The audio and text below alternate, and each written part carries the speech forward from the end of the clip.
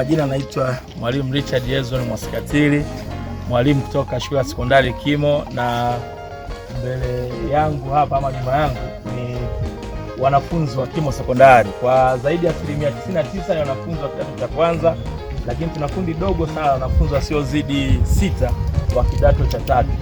Leo tumepata bahati hii adhimu ya kuja kutembelea makumbusho ya Rungwe Mission.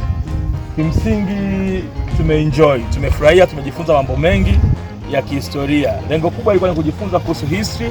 Tumejifunza maisha ya jamii ya watu eneo hili wa Nyakyusa kabla ya mwaka 1891, lakini pia tumejifunza maisha ya jamii hii baada ya huo mwaka 1891. Tumejifunza namna ambavyo machifu walikuwa wanaongoza maeneo haya. Tumejifunza namna ambavyo missionaries waliweza kufika hapa, namna walivyopokelewa, namna walivyopewa eneo hili Rungwe huko juu, wakifikiriwa kama ni watu wabaya, lakini mwisho wa siku wakaonekania ni watu wazuri. Kwa ndani tumeona nyaraka za miaka mingi iliyopita.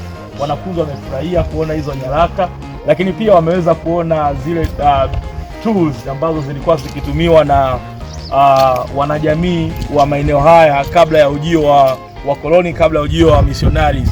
Wameona vikapu vya kuhifadhia vyakula, makinga njaa, wameona zile silaha za kivita za mapambano. Tunakumbuka kwamba historia jamii za zamani zilikuwa zinaweza kuendelea kwa kupigana. Wameona hizo silaha za kujilinda, lakini pia wameona vitu vingi, namna walivyokuwa wanavaa mama zao, babu zao, bibi zao, namna zingine nyingi tumeona. Kimsingi imekuwa ni safari nzuri. Labda nitoe rai yangu tu kwa walimu wengine na shule zingine, waone basi kwamba kuna umuhimu wa kuja kutembelea haya makumbusho ya Rungwe Mission, na mahakika kwamba wataenjoy.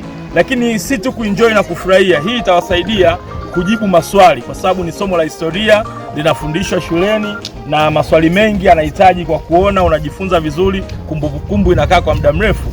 Naamini itakuwa ni jambo zuri. Kwa hiyo itoshe kusema hivyo. Kwa majina naitwa Mediana Oledi Mwanjenga, ni mwanafunzi wa shule ya sekondari Kimo. Tumekuja kutembelea Rungwe Mission tukiwa kama kikundi cha wanafunzi kwa form 1 tukiwa na form 3. Tumekuja kutembelea Rungwe Mission. Tumekuja kuona vitu vya kale, tumekuja kuona watu walipokuwa wanafanya, walipokuwa wanapika vitu vya kale. Wanafunzi wa shule zingine ninawaambia na wenyewe wasikose kuja kuangalia Rungwe Mission. Ni sehemu pazuri, pana utulivu, majengo mazuri na vitu ni vizuri pia. Majina naitwa Johnson Simoni Mwangusi, ni mwanafunzi wa kidato cha kwanza A katika shule ya sekondari Kimo. Kwa ujumla sisi hapa tulikuja kwa ajili ya kusoma. Hasa mimi nilichokipendelea katika safari yetu hii ni zile boxer zile na vitu vingine kama vile wazee wetu walikuwa wanahifadhia, mfano vile vya kuhifadhia vitu kama chakula kama maziwa na vitu vingine, mazao. Kwa ujumla tumejifunza na tumependeza na safari hii.